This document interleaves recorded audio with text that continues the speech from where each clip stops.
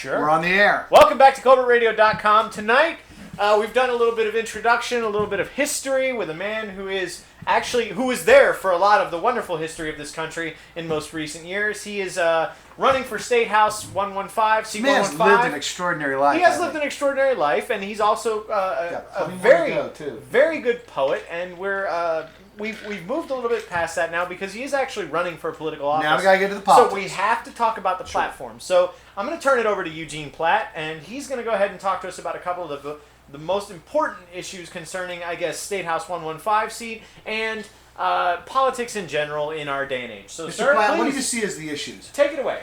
Tell us your hot button jobs, issues. of course, is an issue, and education ties into that because Absolutely. a lot of employers, they take a quick look at South Carolina and they don't like what they see in terms of education, and they go to other places. Well, I think we need to improve education, and I won't pretend to have all the answers at this moment because I'm not in the legislature now, I'm not served, but I'm open to new ideas. Obviously, what we have been doing has not worked. So let's don't continue doing what we've been doing, let's try something different. To that end, I would recommend, and I know this goes against the grain of South Carolinians who want everything done at the local level, I mean in the neighborhoods for goodness sakes, but let's empower the office of the State Superintendent of Education to have more prerogatives to set standards that would have to be met by every single public school in the state. And to that end, maybe funding for the school should be handled in the superintendent's office rather than each school district setting its own tax rates and all, which just causes endless problems. So, would you favor having the superintendent's office become a cabinet position through the governor, or do you like the fact that the superintendent of education is actually elected? I like the fact that it's elected. In fact, I like the fact that we are unique, almost unique in having so many offices like that. So one of your ideas then would therefore be take away the ability of the local school districts to levy millage for taxes to support their district. You would have that centralized through the superintendent's office, and then disseminated centrally from Columbia. Yes. All right. That's a very interesting idea. I'd have to study that because frankly I couldn't be in favor or against it, even though I'm heavily involved in education. I had never considered that concept or that idea when it comes to actually funding the public school system. It's very interesting. It might help things like the corridor of shame. Yes, it would. And we need because to get there's away. an area in South Carolina where the schools are just. And we need to get away. Pathetic. We need to get away from the notion that sales taxes, ever increasing sales taxes, are a panacea for everything the state needs. It just is distressing that the Charleston County School District, for example, is proposing a 1% sales tax increase. I'm just adamantly opposed to sales taxes because they are regressive, inherently regressive, impacting most heavily upon the people who can least afford to pay them. There is a place, well, I use the analogy of a three-legged stool, which is supported best when the legs of equal length. Property taxes, sales taxes, income taxes. But again, in this state, we seem to be looking for sales taxes as a panacea. Sales taxes are high enough. I buy a lot of books, and when I buy a $20 book, I'm paying $2 in sales tax every time, and that sort of goes against the grain. So what's left? Well, there's your problem. You're buying books instead of burning them. That's good. I mean, if you're the Green Party, let's be economically efficient. You use those books for fuel. You save yourself a little bit of coin. Well, you're a green guy. What about supplying all the schools with Kindles or Nooks? Yeah, and that way you don't have to use paper. Yeah. Well, I bet the average Green reads more books per year than the average Democrat or Republican.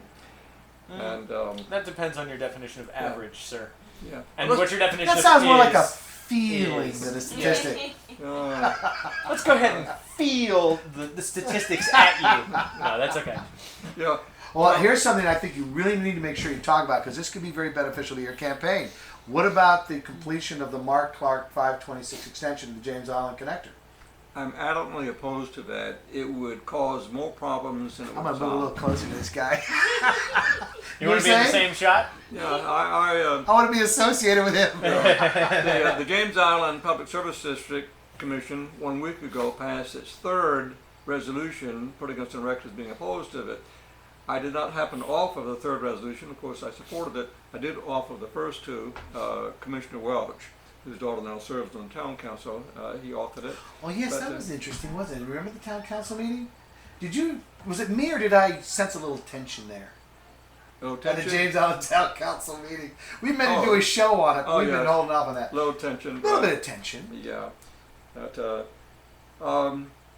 There's so many unmet needs in terms of transportation where that $500 million could be better used, and some of it could be used to help develop a commuter rail system. I'm not talking about light rail. You're talking about running from Somerville? Is that what they're talking about? Running it down from Somerville? Again, I want to differentiate between commuter rail on one hand and light rail on the other. There's a lot absolutely.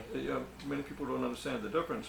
But light rail, What do you mean? for example, could include those monorails, Gotcha. thing, which would require entirely new systems, and which would cost. Someone told me today at the Council of Governments meeting, a study showed that to develop a light rail system would cost 5 times as much as a commuter rail system. Commuter rail system using the existing tracks, but just getting the appropriate rolling stock, which might be a little lighter in weight, but still using the same tracks that are already there.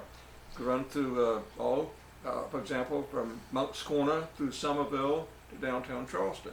They come right in along the Cooper River, and they go pretty far down, actually, right?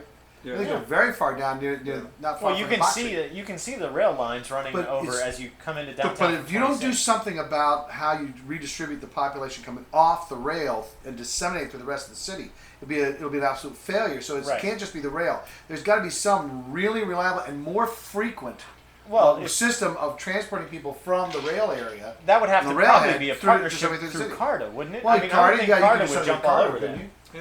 Yeah. You know Patterson Smith? Yes, we chat occasionally. That doesn't surprise me at all. Last time we had We a know Patterson. We know Patterson.